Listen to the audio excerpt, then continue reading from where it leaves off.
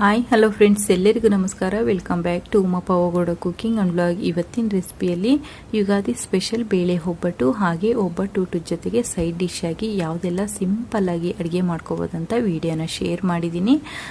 ತುಂಬ ಸಿಂಪಲ್ ಆಗಿ ಮಾಡ್ಕೋಬೋದು. ಹಾಗೆಯೇ ಐಡಿಯಾ ಇಲ್ಲದೆ ಇರೋರಿಗೆ ಈ ವಿಡಿಯೋ ಯೂಸ್ಫುಲ್ ಆಗ್ಬೋದು. ಒಂದ್ಸಲ ಚೆಕ್ ಮಾಡಿ ಬನ್ನಿ ಯಾವ ರೀತಿ ಮಾಡೋದಂತ ನೋಡೋಣ. ಅದಕ್ಕೂ ಮುನ್ನ ರೆಡ್ ಕಲರ್ ಸಬ್ಸ್ಕ್ರೈಬ್ ಬಟನ್ನ ಕ್ಲಿಕ್ ಮಾಡಿ, ಆನಂತರ ಪಕ್ಕದಲ್ಲೇ ಇರುವ ಬೆಲ್ ಬಟನ್ನ ಕ್ಲಿಕ್ ಮಾಡಿದರೆ ನಾನು ಮಾಡುವ ಪ್ರತಿ ವಿಡಿಯೋ ನೋಟಿಫಿಕೇಶನ್ ನಿಮಗೆ ಬರುತ್ತೆ. ಒಬ್ಬಟ್ಟು ಅಂದ ತಕ್ಷಣ ಫಸ್ಟ್ ನಾವು ಬೇಳೆಕಿನ ಮೊದಲು ಹಿಟ್ಟನ್ನ ರೆಡಿ ಮಾಡ್ಕೋಬೇಕಾಗುತ್ತೆ. ಇಲ್ಲಿ ನಾನು 1 ಕಪ್ ಆಗುವಷ್ಟು ತೊಗರಿಬೇಳೆ ಬಳಸ್ತಾ ಇದ್ದೀನಿ. ಹಂಗಾಗಿ 1 ಕಪ್ಗಿನ ಸ್ವಲ್ಪ ಮೈದಾ ತಗೊಂಡಿದ್ನಿ. 3 ಟೇಬಲ್ ಸ್ಪೂನ್ ಆಗುವಷ್ಟು ಚಿರೋಟಿ ರವೆ ತಗೊಂಡಿದ್ನಿ. 2 ಸೇರಿ 1 ಕಪ್ ಆಗುವಷ್ಟಿದೆ. 1 ಕಪ್ ಬೇಳೆಗೆ 1 ಕಪ್ ಮೈದಾ ಬೇಕಾಗುತ್ತೆ. ಈಗ ಒಂದು ಅಗಲವಾಗಿರೋ ಪಾತ್ರೆಗೆ ಈ ಮೈದಾ ಮತ್ತೆ ಚಿರೋಟಿ ರವೆ 2 ಸಮ ಪ್ರಮಾಣದಲ್ಲಿ ಬೇಕಾದ್ರೂ ಬಳಸ್ಕೋಬಹುದು. ಅರ್ಧ ರವೆ ಅರ್ಧ ಮೈದಾ ಆದ್ರೂ ಹಾಕೊಂಡು ಕಲ್ಸ್ಕೋಬಹುದು, ಚೆನ್ನಾಗಿರುತ್ತೆ. ಈಗ ಒಂದು 1/4 ಟೀ ಸ್ಪೂನ್ ಆಗುವಷ್ಟು ಉಪ್ಪು, ಒಂದು 1/4 ಟೀ ಸ್ಪೂನ್ ಆಗುವಷ್ಟು ಅರಿಶಿನ. ಉಪ್ಪು ರುಚಿಗೆ, ಅರಿಶಿನ ಕಲರ್ಗೆ. ಈಗ ನೀರು ಹಾಕೊಳ್ಳೋದಕ್ಕಿಂತ ಮುಂಚೆನೆ ಚೆನ್ನಾಗಿ ಕಲಸ್ಕೊಳ್ಳೋಣ.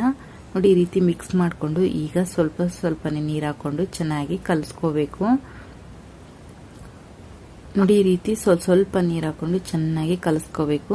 ಚಪಾತಿ ಹಿಟ್ಟಿನ ಸ್ವಲ್ಪ ತೆಳುವಾಗಿರಬೇಕು. ಈ ಹಿಟ್ಟು ಕೈಗೆ ಹತ್ತಬೇಕು, ಅಲ್ಲಿವರೆಗೂ ನಾವು ಚೆನ್ನಾಗಿ ಕಲಸ್ಕೋಬೇಕು. ನೋಡಿ, ಈ ರೀತಿ ಕಲಸ್ಕೊಂಡು ಈಗ ಇದರಲ್ಲೇನೆ 1-2 ಟೇಬಲ್ ಸ್ಪೂನ್ ಆಗುವಷ್ಟು ಎಣ್ಣೆ ಹಾಕೊಳ್ಳೋಣ. ಎಣ್ಣೆ ಹಾಕೊಂಡ್ಮೇಲೆ ಜಾಸ್ತಿ ಏನು ನಾದೋದಕ್ಕೆ ಹೋಗಬೇಡಿ. ಆಮೇಲೆ ಚೆನ್ನಾಗಿ ನೆನ್ಕೊಂಡ್ಮೇಲೆ ಹಿಟ್ಟನ್ನ ನಾದ್ಕೋಬೇಕಾಗುತ್ತೆ.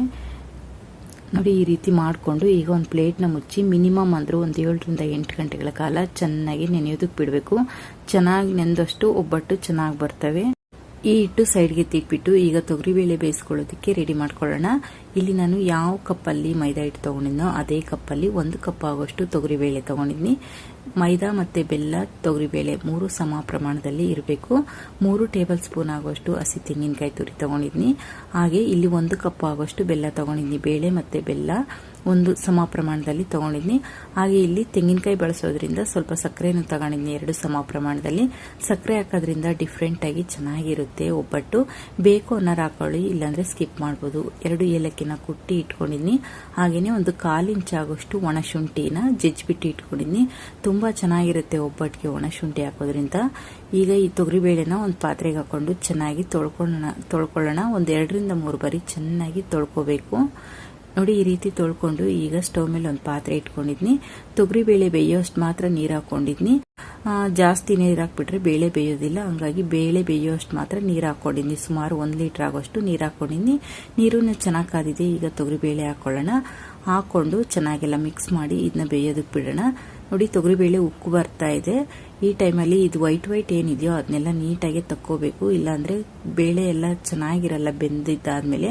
ಹಂಗಾಗಿ ಈ ವೈಟ್ ಮೇಲ್ಗಡೆ ಏನಿದೆಯೋ ಅದನ್ನೆಲ್ಲ ನೀಟಾಗಿ ತಕ್ಕೊಳ್ಳೋಣ. ಈ ನೊರೆ ನೋಡಿ, ಒಂದು 50 ಭಾಗದಷ್ಟು ಬೇಳೆ ಬೆಂದಿದೆ. ಈ ಟೈಮಲ್ಲಿ ನಮಗೆ ಸಾಂಬಾರು ಎಷ್ಟಕ್ಕೆ ಬೇಕೋ ಅಷ್ಟಕ್ಕೆ ನೀರನ್ನ ಕಾಯಿಸ್ಬಿಟ್ಟು ಹೆಚ್ಚಿಸ್ಕೋಬೇಕು. ಈ ರೀತಿ ಬೇಳೆ ಬೇಯಿಸಿ ಬಸ್ತಿನ ನೀರಲ್ಲಿ ಸಾಂಬಾರು ಮಾಡೋದ್ರಿಂದ ಸಾಂಬಾರು ರುಚಿನೂ ಚೆನ್ನಾಗಿರುತ್ತೆ. ಹಾಗೆ ಸಾಂಬಾರು ಥಿಕ್ನೆಸ್ ಬರುತ್ತೆ, ಚೆನ್ನಾಗಿರುತ್ತೆ. ಇಲ್ಲಿ ನಾನು ಸುಮಾರು 1/4 ಲೀಟರ್ ಆಗೋಷ್ಟು ನೀರನ್ನ ಕಾಯಿಸಿ ಹಾಕೊಳ್ತಾ ಇದ್ದೀನಿ. ಚೆನ್ನಾಗಿರುತ್ತೆ ಸಾಂಬಾರು. ಈ ರೀತಿ ಮಾಡಿ ನೋಡಿ ಒಂದ್ಸಲ, ನಿಮಗೆ ಗೊತ್ತಾಗುತ್ತೆ. ನೋಡಿ, ಬೇಳೆ ಎಲ್ಲ ಚೆನ್ನಾಗಿ ಹದವಾಗಿ ಬೆಂದಿದೆ. ಈ ಟೈಮಲ್ಲಿ ಈಗ ಬೇಳೆನ ಬಸ್ಕೊಳ್ಳೋಣ. ನೋಡಿ, ಈ ರೀತಿ ಬಸ್ಕೊಂಡು ಈಗ ಇದನ್ನ ಸೈಡ್ಗೆ ತಿಕ್ಬಿಟ್ಟು ಬೇಳೆ ಬೇಯಿಸ್ಕೊಂಡಿರೋಂಥ ಪಾತ್ರೆಗೆನೆ ಈ ತೊಗರಿಬೇಳೆ ಹಾಕೊಳ್ಳೋಣ. ಬೆಂದಿರೋದನ್ನ ಹಾಕ್ಬಿಟ್ಟು ಈಗ ಇದರಲ್ಲೇನೆ ಬೆಲ್ಲ ಹಾಕೊಳ್ಳೋಣ. ಬೆಲ್ಲ ಮತ್ತೆ ಸಕ್ಕರೆ ತುಂಬಾ ಚೆನ್ನಾಗಿರುತ್ತೆ. ಬೇಕು ಅನ್ನೋರು ಹಾಕೊಳ್ಳಿ, ಇಲ್ಲಾಂದ್ರೆ ಸ್ಕಿಪ್ ಮಾಡಿ. ಸ್ವಲ್ಪ ಸಕ್ಕರೆ ಹಾಕೋದ್ರಿಂದ ಟೇಸ್ಟು ಡಿಫ್ರೆಂಟ್ ಆಗಿರುತ್ತೆ, ಚೆನ್ನಾಗಿರುತ್ತೆ. ಹಾಗೆ ಏಲಕ್ಕಿ ಮತ್ತೆ ಒಣ ಶುಂಠಿ ಹಾಕೊಳ್ಳಿ, ಸ್ಕಿಪ್ ಮಾಡಕ್ಕೆ ಹೋಗಬೇಡಿ, ಚೆನ್ನಾಗಿರುತ್ತೆ. ಮತ್ತೆ ತೆಂಗಿನಕಾಯಿ ತುರಿ ಹಾಕೊಂಡು ಇದನ್ನೆಲ್ಲ ಚೆನ್ನಾಗಿ ಮಿಕ್ಸ್ ಮಾಡಿ ಸುಮಾರು ಅಂದ್ರೂ ಒಂದು 5ರಿಂದ 8 ನಿಮಿಷಗಳ ಕಾಲ ಚೆನ್ನಾಗಿ ಕುದಿಸ್ಕೋಬೇಕು. ಈ ರೀತಿ ಕುದಿಸೋದ್ರಿಂದ ಸುಮಾರು ಒಂದು 4 ದಿನ 5 ದಿನ ಇಟ್ಟರು ಹಾಳಾಗೋದಿಲ್ಲ, ಒಬ್ಬಟ್ಟು ಚೆನ್ನಾಗಿರ್ತವೆ. ನೋಡಿ, ಈ ರೀತಿ ಚೆನ್ನಾಗಿ ಬೇಯಿಸ್ಕೋಬೇಕು. ಸ್ಟವ್ ಮೀಡಿಯಮಲ್ಲೇ ಇಟ್ಕೊಂಡು ಈಗ ಸ್ಟವ್ ಸ್ವಿಚ್ ಆಫ್ ಮಾಡಿಬಿಟ್ಟು ಇದು ತಣ್ಣಗಾದ್ಮೇಲೆ ಮಿಕ್ಸಿಗೆ ಹಾಕೊಳ್ಳೋಣ. ನೋಡಿ, ತಣ್ಣಗಾಗಿದೆ. ಈಗ ಮಿಕ್ಸಿಗೆ ಹಾಕೊಳ್ಳೋಣ. ಇಲ್ಲಿ 2 ಬ್ಯಾಚ್ ಆಗಿ ಮಾಡ್ಕೊಳ್ತಾ ಇದ್ದೀನಿ. ಸ್ವಲ್ಪ ಪ್ರಮಾಣದಲ್ಲಿ ಮಾಡ್ತಿರೋದ್ರಿಂದ ಮಿಕ್ಸಿಗೆ ಹಾಕೊಳ್ತಾ ಇದ್ದೀನಿ. ಇದನ್ನ ಈಗ ನುಣ್ಣಗೆ ರುಬ್ಕೊಳ್ಳೋಣ. ನೀರು ಏನು ಹಾಕೊಳ್ಳೋದು ಬೇಡ, ಇಷ್ಟೇ ಸಾಕಾಗುತ್ತೆ. ನೋಡಿ, ಈ ರೀತಿ ರುಬ್ಕೋಬೇಕು. ಚೆನ್ನಾಗಿ ಬಂದಿದೆ, ಸಾಫ್ಟ್ ಆಗಿ ಚೆನ್ನಾಗಿ ಬಂದಿದೆ. ಈಗ ಇದನ್ನ ಒಂದು ಪಾತ್ರೆಗೆ ತಗೊಂಡು ಇನ್ನೊಂದು ಇಬ್ಬೆನೂ ಅದೇ ತರ ರುಬ್ಕೊಳ್ಳೋಣ. ನೋಡಿ ಹೂರ್ಣ ರೆಡಿಯಾಗಿದೆ. ಅದಕ್ಕೆ ಹೂರ್ಣ ಇರಬೇಕು. ಇಷ್ಟು ಸಾಫ್ಟ್ ಆಗಿದ್ರೆ ಮಾತ್ರ ಒಬ್ಬಟ್ಟು ಸಾಫ್ಟ್ ಆಗಿ ಚೆನ್ನಾಗಿ ಬರುತ್ತೆ. ಈಗ ಇದನ್ನ ಸೈಡ್ಗೆ ತೆಕ್ಬಿಟ್ಟು ಹಿಟ್ಟು ಕಲ್ಸ್ಕೊಂಡಿದ್ವಲ್ವ ಅದನ್ನ ಚೆಕ್ ಮಾಡ್ಕೊಳ್ಳೋಣ. ನೋಡಿ ಚೆನ್ನಾಗಿ ನೆಂದಿದೆ ಹಿಟ್ಟು. ಒಬ್ಬಟ್ಟು ಮಾಡ್ತೀವಿ ಅಂದರೆ ಫಸ್ಟು ಹಿಟ್ಟನ್ನ ಕಲಸಿ ಎತ್ತಿಟ್ಬಿಟ್ಟು ಮುಂದಿನ ಕೆಲಸನ ಮಾಡ್ಕೋಬೇಕಾಗುತ್ತೆ. ಈಗ ಕೈಗೆ ಸ್ವಲ್ಪ ಎಣ್ಣೆನ ಹಚ್ಕೊಂಡ್ಬಿಟ್ಟು ಹಿಟ್ಟನ್ನ ಚೆನ್ನಾಗಿ ನಾದ್ಕೋಬೇಕು. ಮಿನಿಮಮ್ ಅಂದರೂ ಒಂದು 10 ರಿಂದ 12 ನಿಮಿಷಗಳ ಕಾಲ ಕೈಯಲ್ಲಿ ಚೆನ್ನಾಗಿ ನಾದ್ಕೋಬೇಕು. ಈ ರೀತಿ ಚೆನ್ನಾಗಿ ನಾದೋದ್ರಿಂದ ಬರ್ದೇ ಇರೋರು ಒಬ್ಬಟ್ಟು ಮಾಡ್ಕೋಬೋದು, ಅಷ್ಟು ಚೆನ್ನಾಗಿ ಬರ್ತವೆ. ಮೇಯ್ನ್ ಏನಪ್ಪ ಅಂದರೆ ಹಿಟ್ಟನ್ನ ಚೆನ್ನಾಗಿ ನಾದ್ಕೋಬೇಕು. ನಿಜ ಹೇಳ್ಬೇಕಂದ್ರೆ ನಮಗೂ ಒಬ್ಬಟ್ಟು ಮಾಡೋದು ಅಷ್ಟೊಂದು ಪರ್ಫೆಕ್ಟಾಗಿ ಬರೋದಿಲ್ಲ. ಯಾಕಂದರೆ ನಮ್ಮ ಕಡೆ ಕರ್ಗೆಡ್ಬು ಜಾಸ್ತಿ ಮಾಡೋದ್ರಿಂದ ಒಬ್ಬಟ್ಟು ತುಂಬ ಕಡಿಮೆ ಮಾಡೋದೇ ಇಲ್ಲ ನಮ್ಮ ಕಡೆ. ಯುಗಾದಿ ಸ್ಪೆಷಲ್ ಅಂದರೆ ಕರ್ಗೆಡ್ಬು. ಆಲ್ರೆಡಿ ಕರ್ಗೆಡ್ಬು ಯಾವ ರೀತಿ ಮಾಡೋದಂತ ವಿಡಿಯೋ ಮಾಡಿ ಶೇರ್ ಮಾಡಿದ್ವಿ, ಬೇಕಿದ್ರೆ ಲಿಂಕ್ನ ಹಾಕಿರ್ತೀವಿ, ಚೆಕ್ ಮಾಡ್ಬೋದು. ನೋಡಿ ಹಿಟ್ಟು ಈ ಥರ ನಾದ್ಕೊಂಡ್ಮೇಲೆ ಉಂಡೆನ ಮಾಡ್ಕೋಬೇಕಾಗುತ್ತೆ. ಹೂರ್ಣಕ್ಕಿಂತ ಹಿಟ್ಟು ಸ್ವಲ್ಪ ಕಡಿಮೆ ತಗೋಬೇಕು. 2 ಸಮ ಪ್ರಮಾಣದಲ್ಲಿ ತಗೊಂಡ್ರೆ ಬರಲ್ಲ, ದಪ್ಪ ಆಗಿಬಿಡುತ್ತೆ, ಹಿಟ್ಟಿಟ್ಟಾಗುತ್ತೆ. ಹಂಗಾಗಿ ಸ್ವಲ್ಪ ಕಡಿಮೆ ತಗೋಬೇಕು. ಈಗ ಹೋಳಿಗೆ ಮಾಡೋ ಪೇಪರ್ಗೆ ಸ್ವಲ್ಪ ಎಣ್ಣೆನ ಹಚ್ಕೊಳ್ಳೋಣ. ನಾವು ಯಾವುದ್ರ ಮೇಲೆ ತಟ್ತೀವೋ ಅದಕ್ಕೆ ಸ್ವಲ್ಪ ಎಣ್ಣೆ ಹಚ್ಕೋಬೇಕಾಗುತ್ತೆ.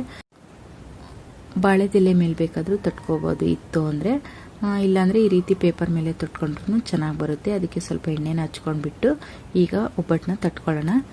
ನೋಡಿ ಹೂರ್ಣಕ್ಕಿಂತ ಸ್ವಲ್ಪ ಹಿಟ್ಟು ಕಡಿಮೆ ತೊಗೊಂಡ್ಬಿಟ್ಟು ಈಗ ಈ ಎಡ್ಜಸ್ನ ಈ ರೀತಿ ಮಾಡ್ಕೊಳ್ಳೋಣ. ಸೆಂಟ್ರಲ್ ಮಂದೆಯಲ್ಲಿ ಸುತ್ತೂ ಈ ಥರ ಬೆರಳಲ್ಲೇ ಈ ರೀತಿ ಮಾಡ್ಕೋಬೇಕು.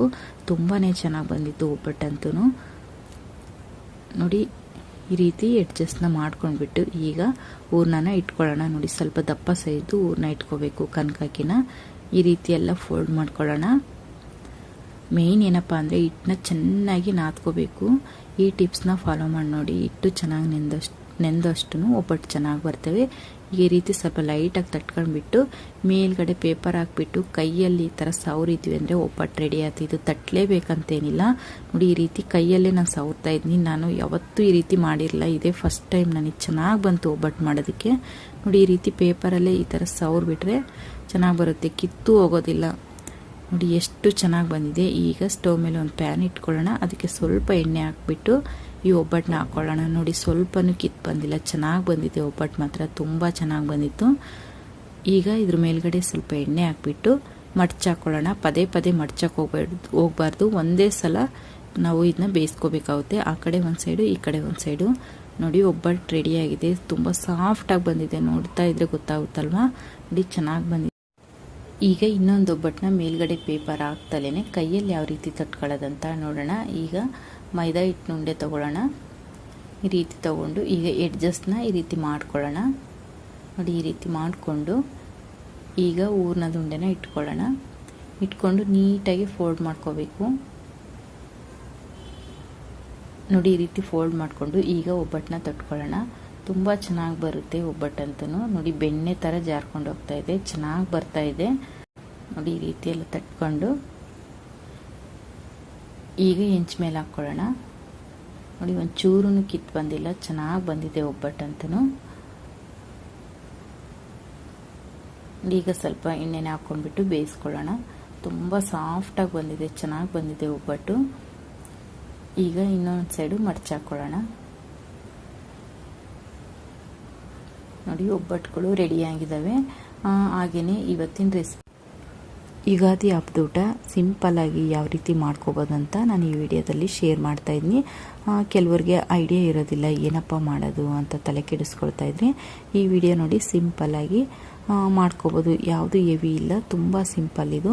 ಫಸ್ಟು ಬಾಳೆದೆಲೆ ಮೇಲೆ ಒಬ್ಬಟ್ಟು ಮತ್ತು ತುಪ್ಪ ಇವೆರಡು ಕಾಂಬಿನೇಷನ್ನು ತುಂಬ ಚೆನ್ನಾಗಿರುತ್ತೆ. ಇಲ್ಲಿ ನಾನು ಕಾಳುಗೊಜ್ಜು ಮಾಡಿದ್ದೆ. ಯುಗಾದಿ ಸ್ಪೆಷಲು ಕಾಳುಗೊಜ್ಜು ಮಾಡಿದ್ರೇ ಅದು ಹಬ್ಬದೂಟ ಅನ್ಸೋದು. ಕಡಲೆಕಾಳು, ಬಟಾಣಿ ಮತ್ತು ತರಕಾರಿ ಎಲ್ಲ ಹಾಕ್ಬಿಟ್ಟು ಕಾಳುಗೊಜ್ಜು ಮಾಡಿದ್ದೆ. ಹಾಗೆಯೇ ನುಗ್ಗೆಕಾಯಿ ಪಲ್ಯ ಮಾಡಿದ್ದೆ. ಇದು ಸೀಸನ್ ಟೈಮ್ ಅಲ್ವಾ ನುಗ್ಗೆಕಾಯ್ದು, ಹಂಗಾಗಿ ಸ್ವಲ್ಪ ನುಗ್ಗೆಕಾಯಿ ಪಲ್ಯನೂ ಮಾಡಿದ್ದೆ. ಮತ್ತು ಕೋಸಂಬರಿ, ಯುಗಾದಿ ಹಬ್ಬದೂಟಕ್ಕೆ ಕೋಸಂಬರಿ ಇರಲೇಬೇಕು. ಸ್ವಲ್ಪ ಕೋಸಂಬರಿ ಮಾಡಿದ್ದೆ. ಹಾಗೆ ಅನ್ನ ಮತ್ತು ಈ ಒಬ್ಬಟ್ಟಿಗೆ ಹಾಲು ಕಾಯಲ್ಲಿ ಮಾಡಿದ್ದೆ.